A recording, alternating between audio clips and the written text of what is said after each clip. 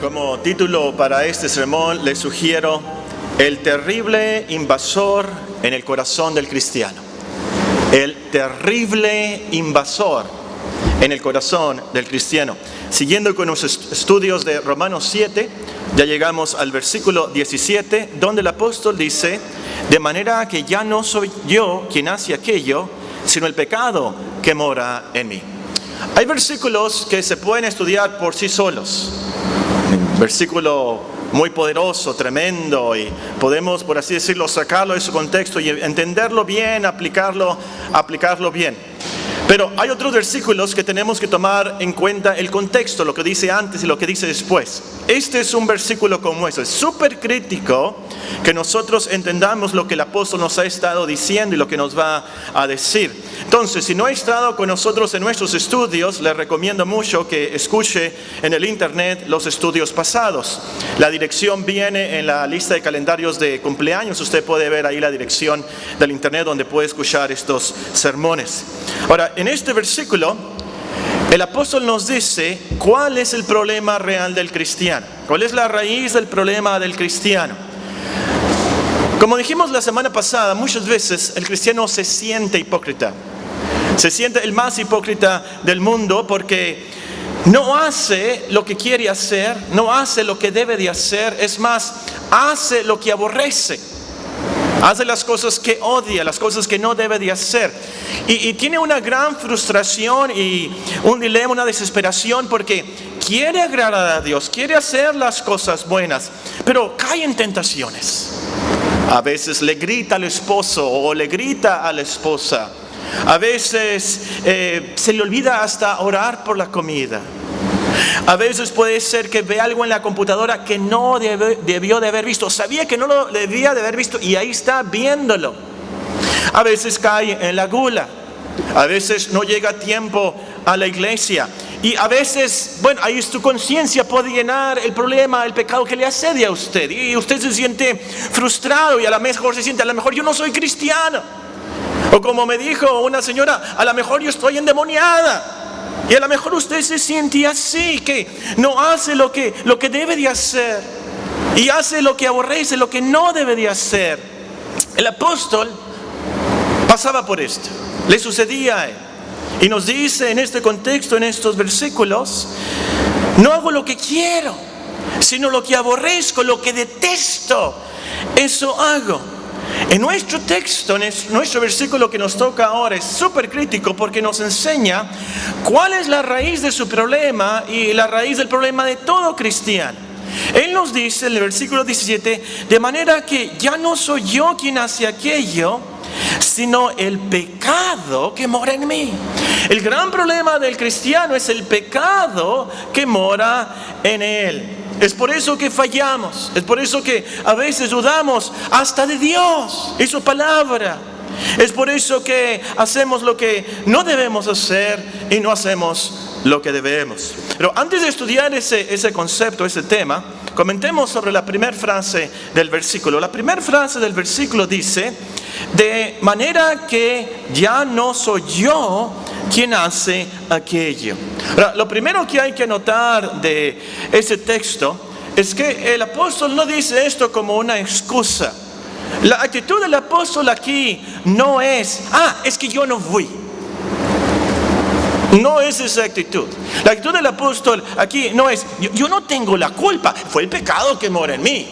Esa no es la actitud del apóstol. No, la actitud del apóstol no es que fue sin querer queriendo, ¿verdad? Como dice el Chavo del Ocho. Esa no es su actitud. Él sabía que lo había hecho personalmente, en su carne, con su mente, con sus miembros de su cuerpo. Él no lo dijo esto con mucho orgullo, lo dijo con mucha vergüenza. Él sabe que él fue el orgulloso. Él fue el que se molestó con Marcos. Él fue el codicioso. Sabe que es culpable. Y es por eso que después llora en el versículo 24. Él gime: ¿quién me librará de este cuerpo de muerte? Él sabe que lo hizo y que merece el castigo de Dios. Lo que el apóstol nos quiere decir en esta frase entonces no es una excusa. En esta primera frase lo que él nos está diciendo que su yo cristiano, no lo hizo.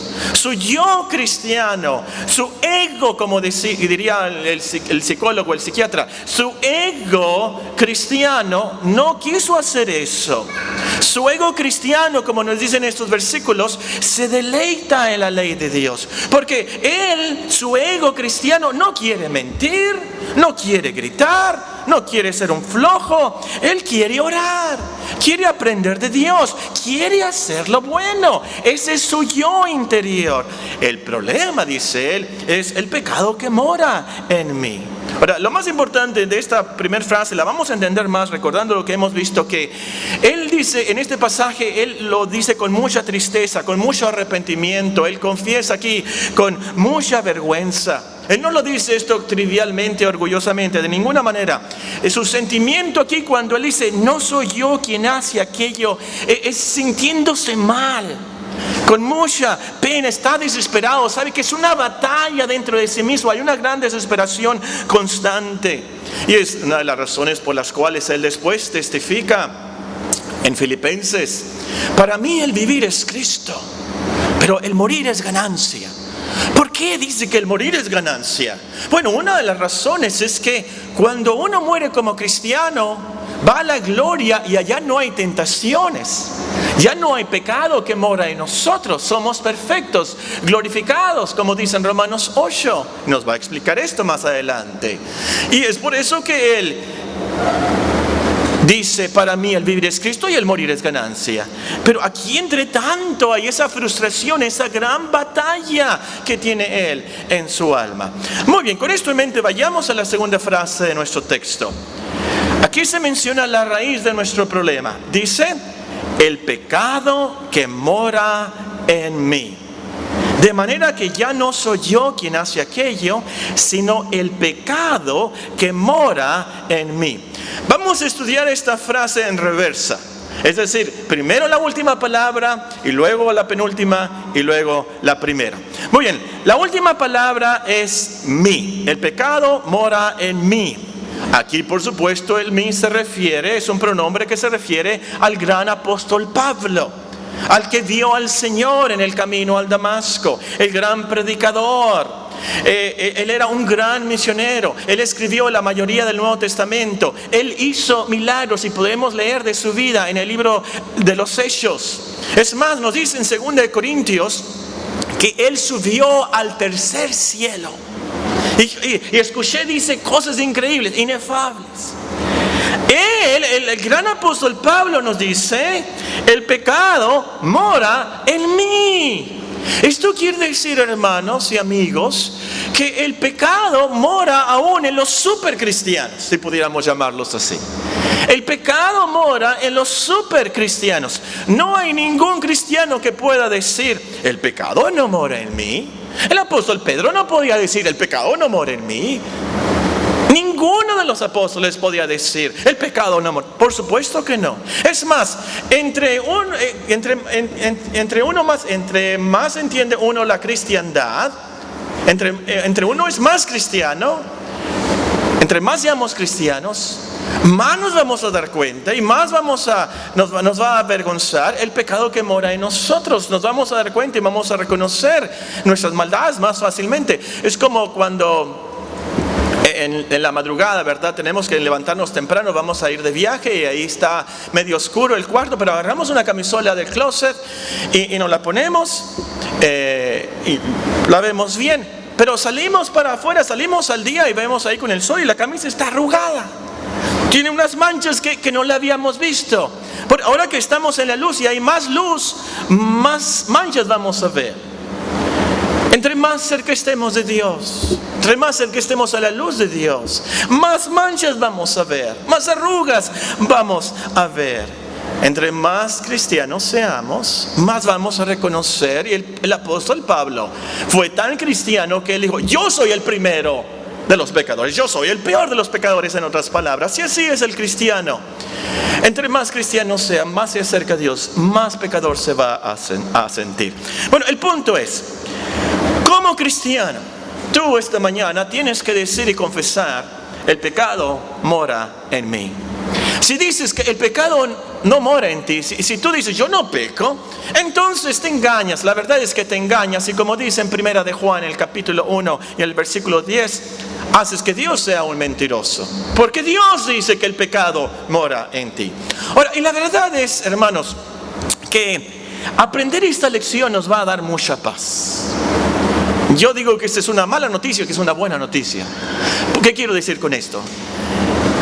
Cuando reconocemos y sepamos, yo voy a pecar todos los días de mi vida. Sí, tú vas a pecar todos los días de tu vida. Como cristiano aún tú vas a fallar. Cuando reconoces que el pecado mora en ti, entonces no te vas a sentir endemoniado, no te vas a sentir, pues yo no voy a ser cristiano. ¿Por qué? ¿Por qué pienso estas cosas? ¿Por qué tengo estas dudas? ¿Por qué fallo tanto y se me olvidó otra vez leer la Biblia? Se me olvidó otra vez orar por los alimentos. ¿Cómo es posible que yo falle aún en estas cosas tan básicas? ¿Qué me pasa? Vas a tener mucha paz al reconocer, es el pecado que mora en mí. Yo soy pecador. Eso te va a dar mucha paz. Ahora, vamos a comentar sobre la palabra mora. Palabra que sigue, el pecado mora en mí. Morar es vivir con alguien, es habitar. El diccionario dice que es residir en algún lugar, residir habitualmente, dice el diccionario, en algún lugar. El pecado entonces reside habitualmente, vive en nosotros. Ahora, por supuesto, los cristianos no creemos que el pecado vive en nosotros, pero ahí está, mora en nosotros, reside en nosotros, pero como un invasor. Supongamos que usted tenga un terreno, le han heredado un terreno a su papá, y de vez en cuando va a verlo, y un día llega y ve ahí unas casitas de cartón, y están unas personas ahí con unos cercos, y pero este es mi terreno. Y va usted y va y checa sus escrituras. No, mire, esto es mi terreno. Esto es mi, pero salga. Este es mi terreno que me dio mi padre. Y lo quiero heredar a mis hijos. Ese es un invasor indiciable. No lo queremos ahí. No tiene derecho de residir ahí. Y así el pecado que mora en nosotros no tiene derecho, no queremos, es alguien indeseable, no lo queremos. Pero el problema es que el pecado que mora en nosotros no está en una choza de cartón. El pecado que mora en nosotros no está en un tejabán ahí que rápidamente la policía judicial del Estado puede ir y destrozar y quitar y sacar. No. El pecado que mora en nosotros está en una fortaleza, está en un castillo bien fuerte, bien cimentado, que no es fácil de sacar. De hecho, es imposible de sacar hasta el día final. El otro problema del pecado que mora en nosotros es que mora en el corazón, en nuestro corazón, en nuestro interior. El Señor nos alertó. Del corazón salen los malos pensamientos, del corazón salen los homicidios, los adulterios, las fornicaciones, los hurtos, los falsos testimonios. Entonces, el pecado mora en un lugar donde hay mucho control, de donde está todo el control de la vida, por supuesto, como dice en Proverbios Salomón, del corazón mana la vida. El pecado mora en el corazón, sale de nosotros y ahí nos puede afectar inmediatamente. Los hombres van a entender esta ilustración mejor, o los mecánicos, aunque me he encontrado con unas buenas mecánicas que saben más que los hombres mecánicos. Bueno, eso es otra cosa. Es como si el problema estuviera en la computadora de tu carro. No hay un problema tan grave si está algo en la llanta que puedes arreglar ahí, o que está una bujía que se puede arreglar ahí fácilmente. Pero si está en la computadora del carro, esto afecta todo. Esto afecta todo el carro.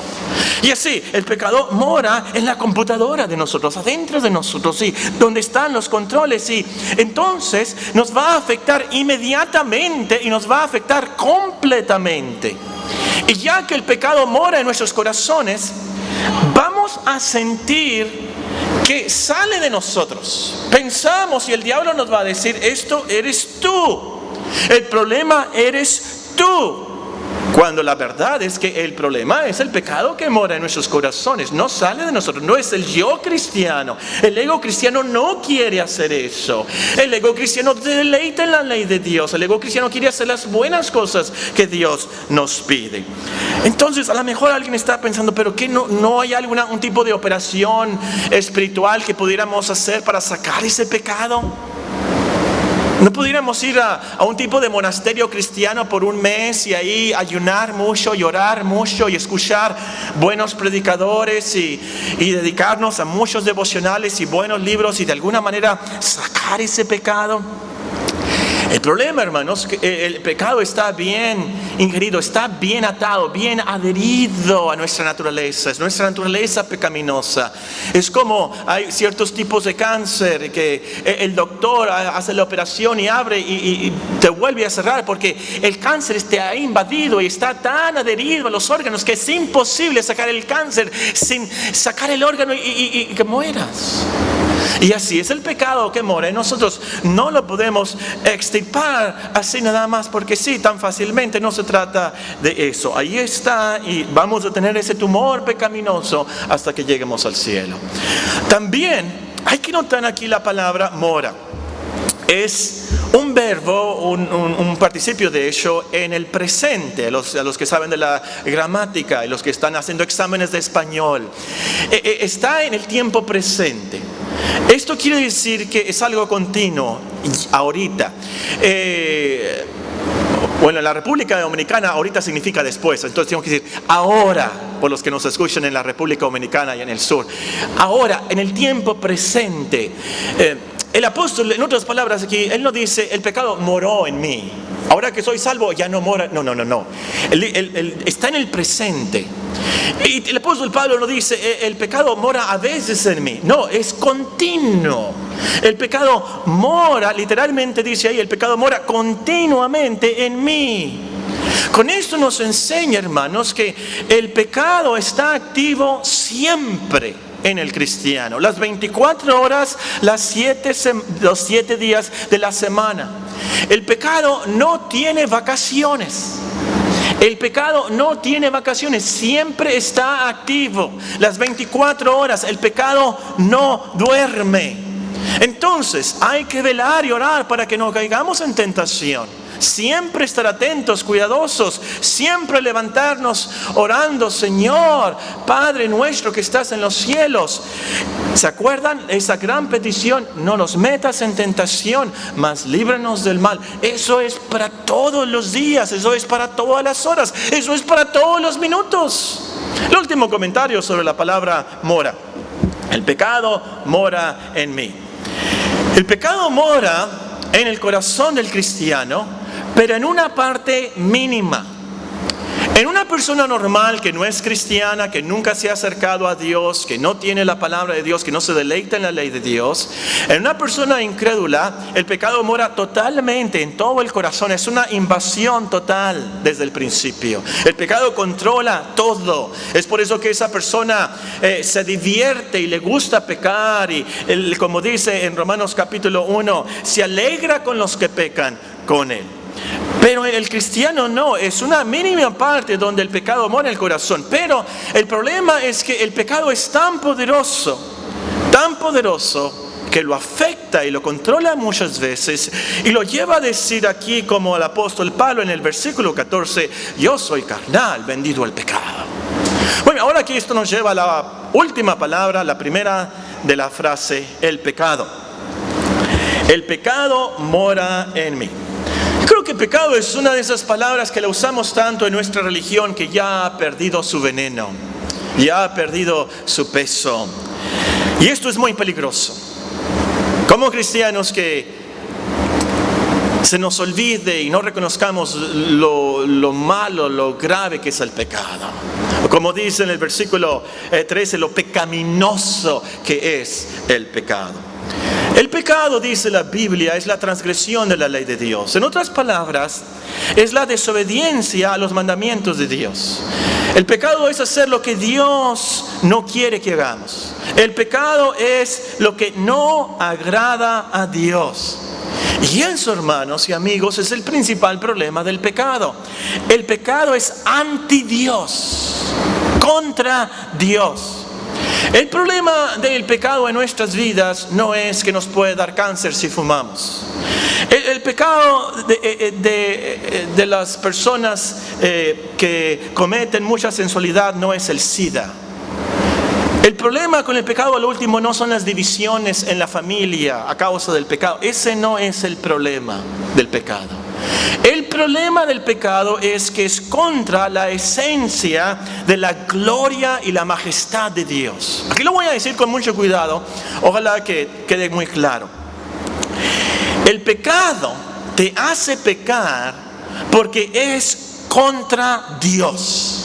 Es decir, el pecado no te tienta a codiciar para que el diablo se haga más rico. No. El pecado no te tienta a gritar a tu esposa para que ella se enoje y se separen y que haya un divorcio. No, esa no es la meta del pecado.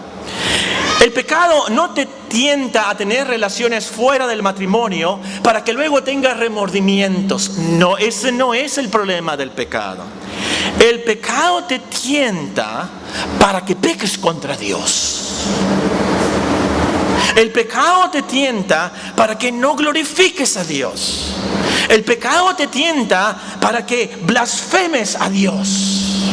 Es por eso que David dice, contra ti solo he pecado.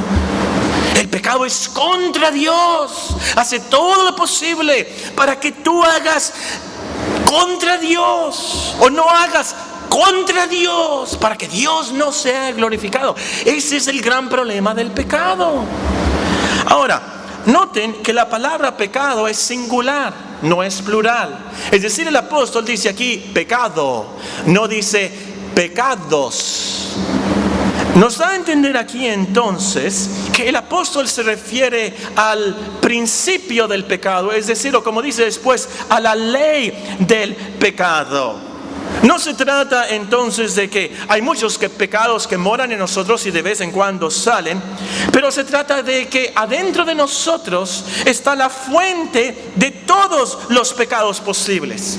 Se trata de nuestra naturaleza pecaminosa, o como dice el apóstol en otra parte, el viejo hombre.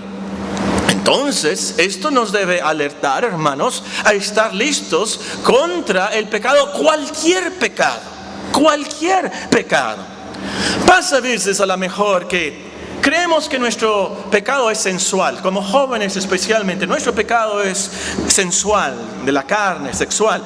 Y hacemos un pacto con nuestros ojos para no ver esas cosas en el internet. Hacemos un pacto con nuestros ojos, como dice el salmista. Y oramos mucho que no caigamos en esas tentaciones. Y no vamos por esas calles donde están las prostitutas. Y según nosotros vamos muy bien, pero pasa que no nos fijamos en nuestros enojos, no nos fijamos en nuestras envidias, no nos fijamos en las amarguras, en los chismes, en la falta de oración, en la falta de meditación, en nuestra orgullosa autosuficiencia. El pecado, hermanos, que mora en nosotros, esa naturaleza pecaminosa, nos puede llevar a cualquier tentación. Ese es el problema. Otra cosa que hay que tomar en cuenta es que el pecado que mora en nosotros es poderosísimo. No es omnipotente, pero es poderosísimo, muy eficaz y muy activo. El pecado tumbó a la primera pareja. ¿Quién fue la primera pareja? Adán y Eva. Si yo les preguntara a ustedes, ¿quiénes fueron los más inocentes de toda la historia? La respuesta correcta es Adán y Eva. De hecho, no hubo ningún otro inocente en la historia. Los únicos inocentes de verdad, sin pecado al nacer, fueron Adán y Eva. Pero el pecado es tan poderosísimo que tumbó a Eva y tumbó a Adán. El pecado es tan poderosísimo, eficaz y activo que tumbó a Noé. Noé, que vio por primera vez llover. ¿Saben ustedes eso? Que antes del diluvio no llovía, subía un vapor, nos dice la Biblia. Noé vio por primera vez llover, pero vio de llover de verdad, a diluvios, a cántaros. Es más, nos dicen los científicos cristianos, una explosión tal de agua en la tierra que el agua llegó a otros planetas como Marte. Y conocí yo a uno de estos científicos que profetizó: cuando lleguen a Marte van a encontrar agua, o que había vestigios de agua allá. Yo estaba ahí cuando este señor lo dijo y no lo pude creer. Llegó la sonda allá y lo que está en Marte ahorita, y ahorita había agua aquí. ¿De dónde salió esta agua? Bueno, eso es otra cosa. El caso es que Noé, que estuvo en el diluvio, ese hombre salió del arca y sacrificó a Dios. Y luego, ¿saben qué hizo? Se emborrachó. El pecado tumbó a Noé. El pecado tumbó a Abraham, el amigo de Dios. Y podemos seguir en la historia, hombre tras hombre, mujer tras mujer. Y qué triste es leer de Sansón, el hombre más fuerte. Qué triste es leer cómo cayó David, el amado de Dios. Y su hijo, el hombre más sabio, Salomón. Qué feo, qué horrible cayó Salomón, que nos alertó, jóvenes. Y estamos estudiando esto. Él cayó con mujeres. ¿Cómo es posible? El pecado es poderosísimo. Por eso, hermanos, aunque nosotros no queramos, vamos y lo hacemos. Por eso hacemos lo que odiamos. Por eso tumbó a Pedro, y por eso Pablo aquí confiesa que el pecado lo tumbó también. Dios mediante, después vamos a estudiar más de este tema en los siguientes versículos. Pero entre tanto quiero terminar con unos pensamientos prácticos de lo que hemos visto. Número 1.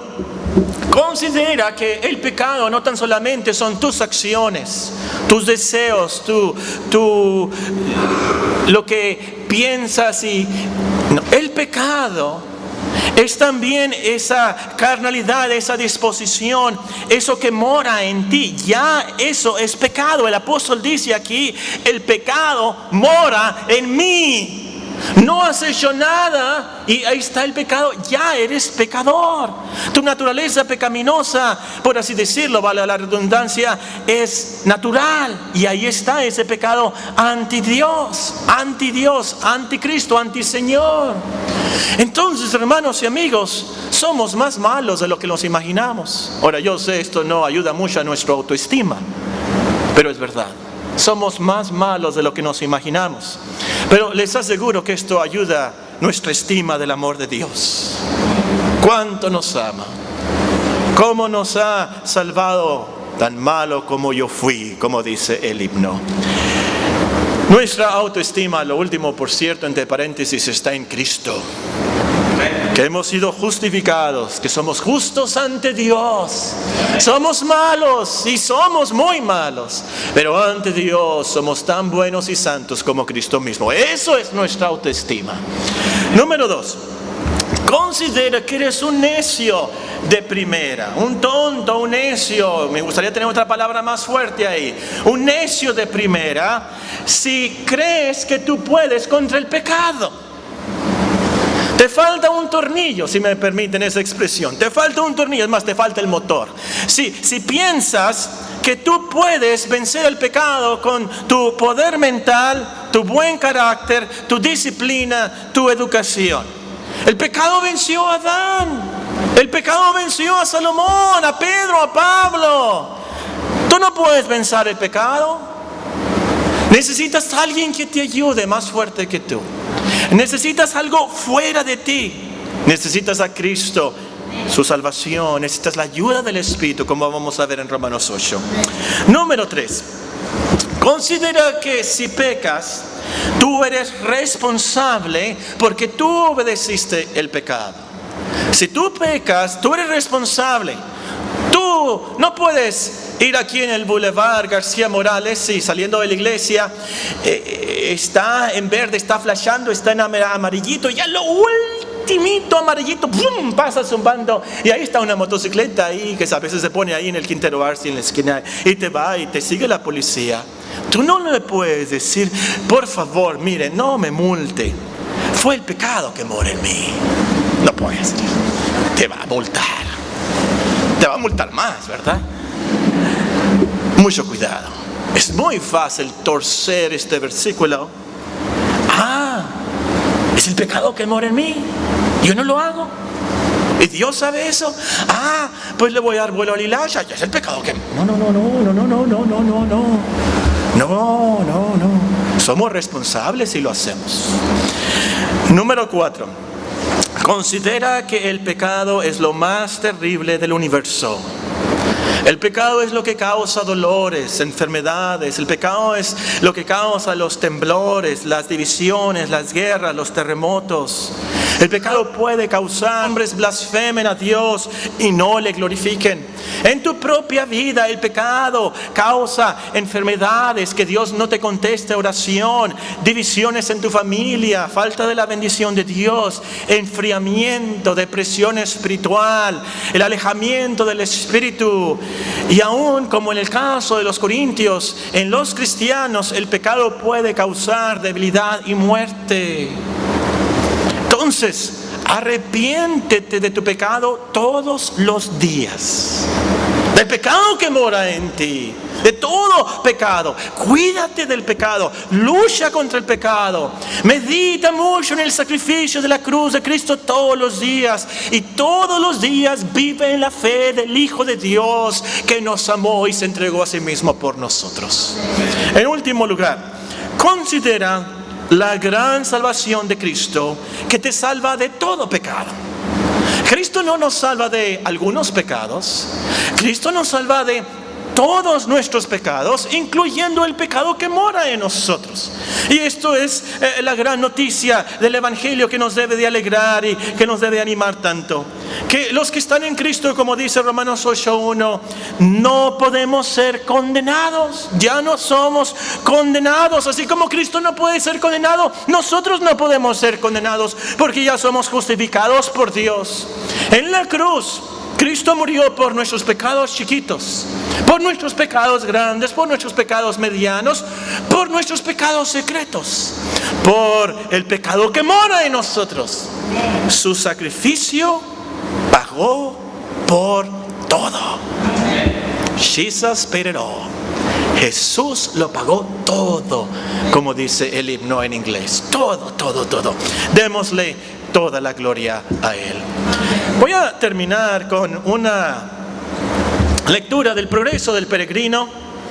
El progreso del peregrino es la historia del cristiano. Si no lo han leído, se lo recomiendo. Así se llamaba el Señor cristiano, pero es la historia de cada cristiano. Llegó a un lugar donde estaban unas hermanas que se llamaban, como en los antiguos tiempos, con nombres de virtudes. Estaba la hermana Piedad, la hermana Prudencia, la hermana Caridad.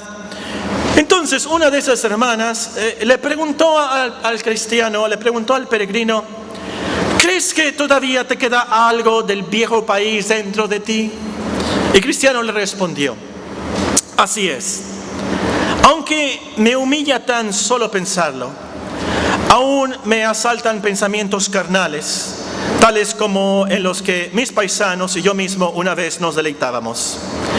Mas ahora me causan una honda pena en vez de alegría.